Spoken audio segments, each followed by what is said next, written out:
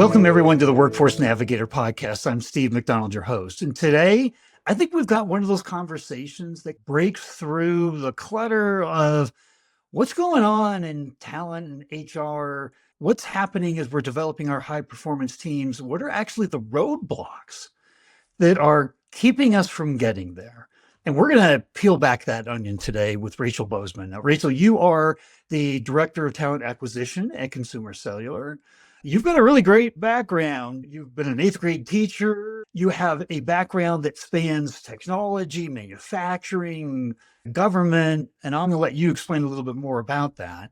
But I think it gives you a really good perspective because you've done this function in a number of different ways for a number of different industries, which means you've run into roadblocks that some of us never do.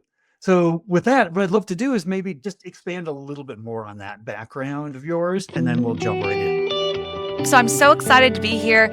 Love any chance we get to talk about hiring and roadblocks, and more importantly, how we can jump over those roadblocks and do something amazing there. So thanks again for having me. And as you alluded to, yes, my name is Rachel Bozeman, and I do have the distinct pleasure of being the Director of Talent Acquisition at Consumer Cellular. So have been there the last 3 years. Prior to that, I joined the organization coming from big tech. I have had the opportunity to work in a manufacturing environment. I've had the opportunity for big box retail. I've had the opportunity to do so many different fun things. I've worked in union environments, non-union environments, and a little bit of everything in between, including teaching Louisiana history to eighth graders. So I have had a really fun adventure in all of these different opportunities, worked for some incredible organizations that are doing incredible things, and love talking about recruiting. So here we are, Steve. Great. Well, then I'm going to jump right in. We've talked about roadblocks, and that's what we're going to be talking about. So let's start. What, in your mind, are some of the biggest roadblocks to creating high performance teams internally within organizations? Absolutely. Well, I think the first step is in the acquisition or the hiring of great talent. And the reason that I say that, it starts internally. Those are the hiring managers that we have within those organizations. And those hiring managers, oftentimes they come with their own opinions, their own thoughts. And I think we also have to say, and this is my big passion point, hiring managers are humans. They're not something terrible or crazy. I know oftentimes you'll look at on LinkedIn or other platforms and hiring managers take a beating, but I think it's oftentimes because they're neglected and from the different aspects of the business, whether it's HR, whether it's talent acquisition, we just assume that they're this gnarly little monster beast out there. But these hiring managers, they come along and they come with their own preconceived notions. They just believe there's magic, I think, that occurs sometimes. They say, hey, I want a software engineer, but really what they're asking for is in-test engineer, but they're not giving you that, but they expect these things to manifest. So they're really coming to the table with different expectations, and they expect that candidates are really just willing to jump through burning hoops, and that candidates, they just don't necessarily understand the geography and the landscape that we're in today with candidates. So they're coming with their own preconceived notion of what great looks like for talent without sharing all of the details. They're also coming with the belief that candidates are just gosh darn lucky to work here, and they should be okay with doing 45 interviews. Like, why would that bother them? They should have all the time. It's all about me. So I think that there's some assumptions they have that are probably resonate more in the 90s, maybe early 2000s. But friends, it's 2025. Things have changed. Tides have shifted. So I think for me, that is a big obstacle that I faced throughout my career, is just hiring managers really being some generations behind where the candidates are. So whether it's 2025 today or 20 years ago, there just seems to be a lag in hiring managers' adoption of understanding the candidate experience. Wow, you said so many big things that I got to remember to follow up on. So here's the first one. Is it true that one of the reasons maybe why they're falling behind the times is, guess what? They don't do hiring for a living. This is like the side gig that they have to do when they need to replace somebody or they're expanding their team. But they were hired to be high performance team individuals themselves, not because of their recruiting skills, not because of their knowledge of the best practices of what it takes to be a participant, a hiring manager within that. So here's my first question. To overcome these major roadblocks of being behind the times, how much of the job of a talent acquisition professional is in educating the hiring managers? I think that's a huge part of your strategy and your success story is you have to in the very beginning when you're doing that intake call to say, "Hey, tell me what this role is. Tell me what you're looking for. Tell me about your culture." All those things. It also has to be a dissemination of information to say, "Well, let me tell you what you're going to expect." Same way we set it up for a candidate, it has to be, "Hey, when's the last time you hired? Well, let me tell you what you can experience now." They're going to want to know about time off and you can't hold that against them. They're going to want to know about the flexibility in work. You just have to coach them through it and say, these are okay things for a candidate to be asking of you. They're not doing it because they're entitled.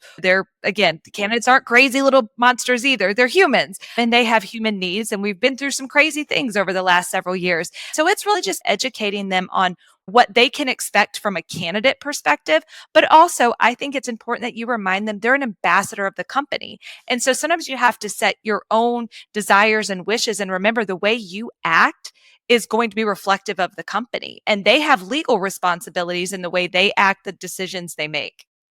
There's some legal responsibilities there. So it's really about, first of all, not just because I think sometimes we all do it. I know I've done it before. Well, the law says it's not scaring them with all of the legal legacies that are out there. But more importantly, it's about setting the expectations. Like, here's what you can do to be successful here. If a candidate asks you about this, that's okay. And if you don't know the answer, say, hey, I don't know. I don't know that at this time, but I know you talked to a member of our TA team. Let's get you synced back up with them so they can answer that question and just give them permission to be human in that interaction and set those clear expectations with that hiring manager up front. I love it. So you ended there with those expectations. You mentioned it before. In one of our previous conversations, you had mentioned one of the biggest challenges is overcoming skills gaps. Now, if a hiring manager has the perspective that there's an unlimited amount of candidates out there, they should be able to go through 35 interviews. They should feel privileged to be here, right? I'm kind of painting the end of the spectrum here, but sometimes there's a big gap in actually how many people we have to fill that. Or you've defined this rule so tightly, we're never going to be able to find that. You've created your own skills gap. In the last part from our previous conversations, you were talking about how the candidate is actually interviewing us too. They're real people. So if you put all three of those together, is that a part of what you have to educate the hiring managers on too? It's like just the reality of the environment, the experience, like you said, that we need to create for that candidate. Absolutely. So I think the first one that you mentioned was the skill gap, and it does exist. And I think we have to talk to hiring managers about that, that not every candidate that's going to walk in the door is going to be familiar with Outlook, for example. That may be something they've never touched before, not because they're a subpar candidate or they don't have amazing other talents and skills. That may be outdated for where they're at right now. They may have some other crazy way that they're used to emailing back and forth. It always humbles me when someone walks in and they try to touch the screen. And I'm like, no, there's a keyboard there. So sometimes there's just a difference in the way we do things. So whether it's a gap or maybe it's just a difference in that. So I think it's setting that expectation. Not everyone's going to come in. We don't do typing tests necessarily anymore. What do you actually need in the role versus what do you just think somebody needs? Like everyone says, oh, they need to be a multitasker. What does that mean? There's no science that says that exists. So it's about starting at the beginning and just letting them know, hey, you put in here that they need to be a multitasker. You put in here that they need to be proficient at this, and just walking them through each of their outlined skills and say, well, tell me how they're going to utilize this in the role. Tell me, is this a must have or is this a nice to have? And how do you see this as somebody being stellar at this versus somebody just being okay? Will they still have the same level of success? Is this a deal breaker? And really just questioning the hiring manager on the importance of the skill that they've laid out there. But then I think we also have to take ownership of the education system. They can't be responsible for teaching everybody everything anymore. Sometimes some of those skills have to be taught in the workplace. place. So, from a hiring manager perspective, well, tell me about what your on the job training looks like. Are there other programs you have so people can grow their skills? Tell me what that looks like because I may not be able to get you a plug and play ready candidate, but I can get you somebody on the cusp of amazing if you're willing to make an investment. So I think you have to set the stage for that as well, that some of these skills that you're asking for, they're not ready made. These have come through. I love it. It's an entry level position, 8 years of experience. Where in the world do you want an entry level candidate to get 8 years of experience? Help me understand. Like, did they come out of the womb with it? I don't know. But it really is just about really walking them through what their expectations are. Why is it their expectations? I mean, you're kind of interviewing your hiring manager. Well, tell me why this is important and how would someone be successful in doing those things? I think that helps synergize some of that skill gap. It may not be a gap, it may be a bad expectation or well, I don't know, it was on the job description, so I thought we had to do it. So it's pulling back those layers, but then also educating them things are different and you need to take ownership of that. And what do you bring to the table? To your last point, they're interviewing us. So we want to be able to sell to them that, hey, if you join this organization, they're doing on the job training. They offer growth programs, they have a rotational program, all of those different pieces. That's like music to the ear of many candidates because sometimes that's what they're looking for. An organization willing to invest in them for the long haul of that organization or so that they can grow. Maybe it's at a different organization, but any hiring manager should be proud if they start somebody here and they see their career progress. That's a compliment. Be proud of that. Absolutely. But here's a couple of things. You mentioned all these questions that you're asking the hiring manager. So the company has a customer base, and in marketing and sales and throughout the whole go to market strategy, knowing the customer is really, really important. How important is knowing your hiring manager? That's an internal customer of ours, is talent acquisition specialist. So how much of that responsibility when we love to be like the hiring manager? Typically in marketing, we don't say, oh, the customer. No, they're the authority. They are the highest voice of authority in our business, the customer. So how is the internal hiring manager your internal customer? And knowing that, what do we need to think and do differently? Oh, I love that question. That's so good because they really are our customer. The same way that we get wildly passionate about our customers and we'll do anything for them. We'll do XYZ just to see them smile. Well, the same is true for the hiring manager, in my opinion. I think we have to be wildly passionate about them. We have to remove our bias of this person's probably not going to call me back. This person's going to take forever with the interviews. They want to do 75 interviews, and we have to wipe that slate clear. In my opinion, for a talent acquisition professional, you have to go in with the mindset of this is your customer. You owe it to them. Like you're the difference maker for them having somebody on the team and not having someone on the team. So I think you have to go that extra mile to the earlier sentiment that you shared. A lot of these folks, this is like their third or fourth side gig. They've got so many things that they're responsible for. So for me, that's where talent acquisition gets to shine and sparkle because you get to go in there and be a hero. And it's about building that relationship, building that rapport. It's not just about tell me about your software engineer role. Yes, you want this person to start this date. It's, well, tell me about you. How are you doing? And get to know them as a human because that's where I'm going to find out more about the culture of your team than asking you about the culture of your team because you're going to tell me it's great. We have pizza Fridays. Well, that's not a culture, that's a party. So by talking to you, I'm going to understand a lot more about the way you navigate, how you handle questions, me asking you off the wall questions and just saying, well, why does this role matter? Tell me a little bit about their special projects they get to work on. Why would somebody be proud to work on your team? And see the way they respond to that to me is so telling of what you need to be able to articulate to a candidate. So they're your gateway for both of your customers. They're your primary customers, your hiring manager, but they really are the gateway to your secondary customer, which is your candidate.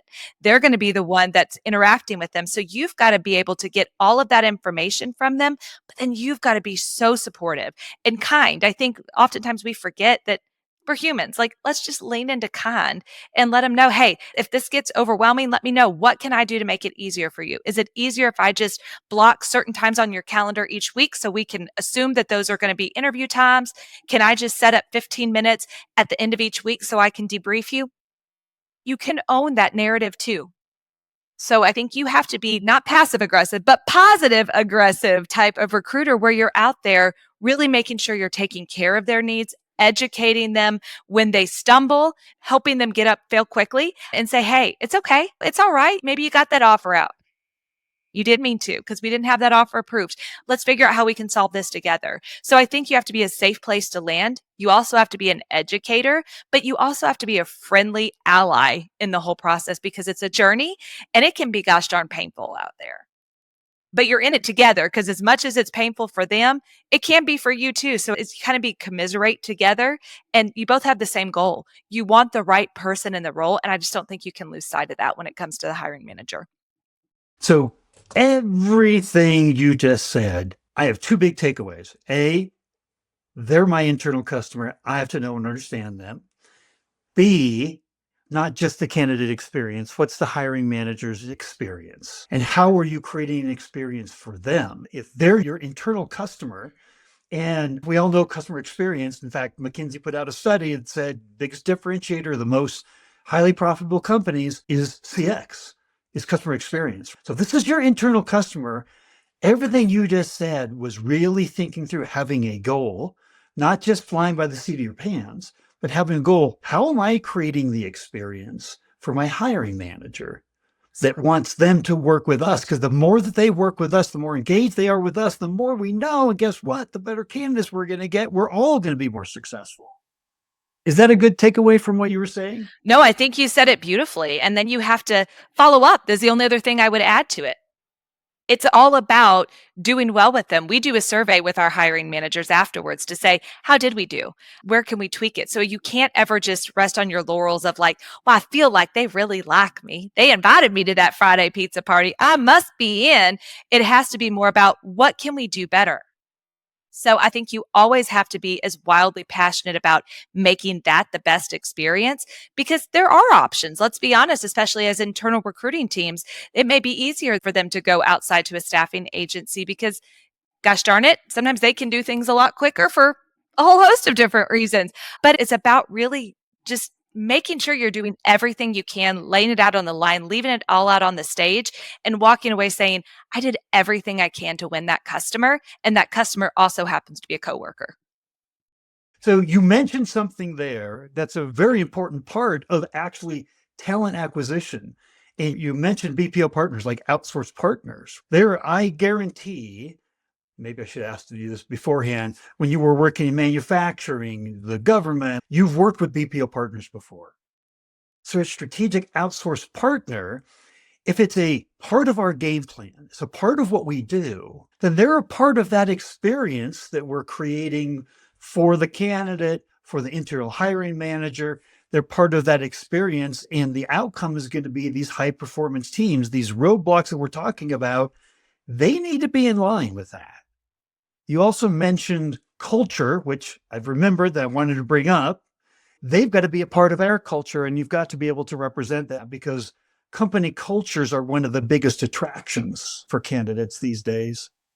When they're evaluating us, they're interviewing us, they're thinking, is this a place I want to work? Irregardless of what the company does, are these the kind of people I like? Do I want to be around these people? Do I want to be able to get up every morning and go to work here? These are important things. So I've got two questions. One is, how important is that outsource partner role? And can they be accomplishing everything that you've been talking about here today in creating that experience? Can they be a part of that? I think there is definitely a partnership there. I think it has to be about sharing what's appropriate. Obviously, there's things that can and can't be shared and all of the fun stuff that exists out there. But I think it has to be an open conversation. I think there has to be a willingness to share for you to kind of ooze and goose all of what the company is. So when they pick it up, they're walking away going, well, dang, maybe I need to work for them so that they get as wildly passionate about the company too. Sometimes it's harder in that space. Having been in that space myself before, it is harder sometimes when you're trying to sell another company because sometimes you can't speak as authentically as to the culture. You can repeat and say, here's what I've heard or here's what I've seen. So I think that's why it's important when you are working with them, especially if they're part of an important project for your organization organization or anything like that, I think it is important that you lean in and help them be a good parrot of what your company is, the important things. We don't want you to tell everybody we have pizza parties on Friday. That's not our culture. Our culture is that we are all about our employees. Our employees come first. What that means is that we focus on life work balance. Like, give them the nuggets that they can regurgitate back that do come with a level of authenticity, because they're not living there and they're not working there. They're not engaging with these folks day in, day out. And their exposure may be limited to that single hiring manager that might be the grouch that doesn't necessarily reflect the whole company. So I think as a talent acquisition partner, it really does mean internal, external, and that's just another segment of our external customers because they are representing the company. So while you might not be able to give them a branded shirt to say, hey, you work for our company, you can give them and set them up for success so that they can speak with integrity behind what they're saying. So you mentioned culture a number of times again there. So interesting enough, on this podcast, we've talked a lot about culture. In fact, I interviewed a gentleman who was a CISO, so Chief Security Officer. Literally, he said, Steve, the number one thing that I do when I come into a new company is I evaluate the culture of the team. It's the number one thing.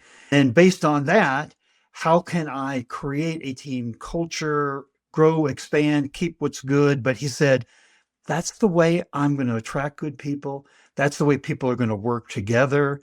They're going to have the psychological safety of opening up and making suggestions and not worried because good ideas can come from everywhere. So this idea of culture, how important is that? This whole thing is about overcoming roadblocks. Company cultures can sometimes be that page on the website that says culture and values, and we write it, and then it's kind of like, yep, is culture something that's important enough that we need help to be managers of it, facilitators of it, and make it a part of our talent acquisition strategy? Absolutely. I think talent acquisition often gets the AKA name as the cheerleaders of the company. They're the brand ambassadors. They're the ones that are out there doing that. But I think we have to do it with integrity, back to that earlier sentiment there. So we do have to be tapped into that culture. We can't go out there. I wouldn't want to sell anybody on something that I didn't feel was authentic and was good and would be good for them. So you have to, I think, really be a good barometer for what is that culture out there and what is that? I think even within an organization, exactly to your point, there's values, there's guiding principles, all of those things, the North Star that the company follows and we have as the common vernacular, if you will, within the company. But sometimes you get micro cultures that exist within teams that go in there within organizations. Maybe the marketing team has this culture and maybe this one has this one, because I think culture is not something that happens to you. It happens because of you. So it's the contributions that each person is making in there and what's permitted and what's not permitted. It's a very fluid concept. So I think the recruiter has to be able to speak to company principles, company values, things that the company values. Maybe it's the way they give back to the community or the way that they take care of their employees or things like that. But I think that goes to the earlier part of our conversation with that hiring manager, understanding their company or their team's culture. What does that look like? Are y'all a very tight knit team that are doing things like this? Is this one where everybody likes to work in silos and doesn't like to work together? And the expectation is that you're an independent thinker and you don't come up for air. What are those different pieces and what does it feel like working within your team? So I think you have to TA, not that I'm saying we're superheroes, but let me put my cape away. But it really is about being able to speak to the company, being able to speak to that role that you're hiring, what that culture feels like, what it looks like, and then being able to do it with integrity. And if you don't believe in your company's culture, then you shouldn't be a recruiter there. Nothing burns my biscuits more than seeing somebody that's like, oh, God, you don't want to work here. And I'm like, you should be the only one that's out there screaming from Mount Everest, like we talked about earlier, saying, this is why you should come here. And if you have to stop and think when somebody asks you the question, why do you stay there? What makes you show up on a Monday morning early? If you can't say those within 5 seconds, this isn't the right company for you. So as a recruiter, I think you have to take an internal stock of that. Is this where I want to be? Is this where I believe I should be? And then if all those things reign true, then gosh darn it, you should be out there selling that to candidates with authenticity because you believe it and you know it because you've asked, you've been part of it, and you've contributed to that overall culture. So you've asked, you've been a part of it, you've contributed to it. If you don't, back to the roadblocks, what this podcast absolutely all about, guess what? You have become one of the biggest roadblocks. Absolutely. You, my friend, are now that big stinky rock right in the middle of progress. Like, don't be that guy. I have one more question to ask you because we have covered a lot of territory here. What is it that you want the audience to have as the main takeaway? If there's one thing that you wanted them to know based on consuming this podcast, what would that be? There's so many things, Steve. It's so hard to narrow down. Like, I want them to know everything. I want them to get into every fold of that cranium up there. But I guess if I had to boil it down, something that I'm the most passionate about really is the hiring manager experience. I think it's demystifying this crazy concept of this crazy person behind the Wizard of Oz type of thing. Very appropriate with Wicked Out. But the great and powerful Oz, they're just like us. This is their side gig. And it's about imploring kindness. And if you're a hiring manager, it's okay to say you don't know and lean into your partners, take partners. And nobody is perfect at interviewing. No one is. It doesn't matter if I've done 4,000 of them in my lifetime and you've done four. Nobody's perfect at it. It's a conversation and it's ever evolving. So I think it's about just making sure that we understand it's a partnership, both for recruiters to put away the enemy mentality of a hiring manager and for hiring managers to understand that recruiters, we're not there just because, oh gosh, those people again, they're going to ask me about my culture. It really is your advocate for helping you build that high performance team. And without each other, nobody's winning. So it really is about leaning into that, taking incredible care of the hiring managers. But then again, I'm going to selfishly ask hiring managers, be nice to your recruiters because gosh darn it, some of you can be little stinkers. And we just want to make sure that we're all working together. We all have the same common goal. If we're all wearing the same logo on our shirts, it's because we have the same mission. So remember, we're in it together. And let's just get that person hired already. Yeah, it's interesting because you said we're the biggest advocate for creating your high performance team. Even if the conversation with the hiring manager said, hey, if there's one thing that comes out of this, our whole conversation is how do I be your advocate for creating a high performance team? If we can agree that's our goal, then all of a sudden they're going to look at you. They're going to be like, you're not a roadblock, you're not an impediment. And because it is their side gig, they should be very open to taking your advice, your support, your help, like whatever you can do, please help me, is what they should be saying to you. How do we facilitate that? Probably by saying, hey, I'm here to be your advocate for creating a high performance team. That is the first line and coming with humbleness.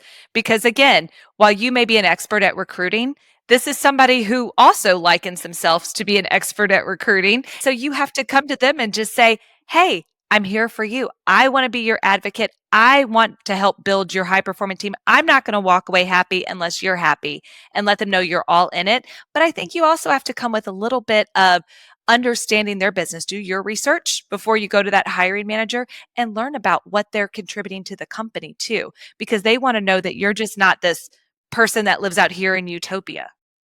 I think HR and TA get a bad rap sometimes as being principals or cheerleaders or all of those different things, but we're an important part of the business. We help drive those solutions. We help build the teams. We help build revenue. We help build that EBITDA. All of those different parts we help contribute to. So I think you do have to also lean into that and be willing to learn something about what they're doing in their organization and lead with that. Like, hey, I heard you had the highest sales month in the last 3 years. Open with something like that to say, I'm about you. I understand what you do. I'm here to help. Let's win together. I love it. That is a great way to end this. And I'm so glad that we can establish what the right opening line is. So I know there's going to be questions that people have. Would it be appropriate that I gave out a link to your LinkedIn profile? Yeah, absolutely.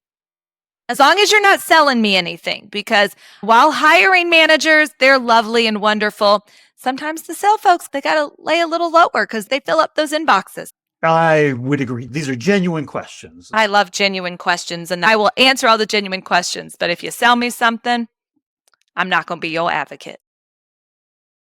Well, Rachel, thank you for coming on. All the insights and overcoming these roadblocks and just dismantling what we have to do as talent professionals. Some of these things are very, very much basics for what we should be doing, but we got to remember. So thank you.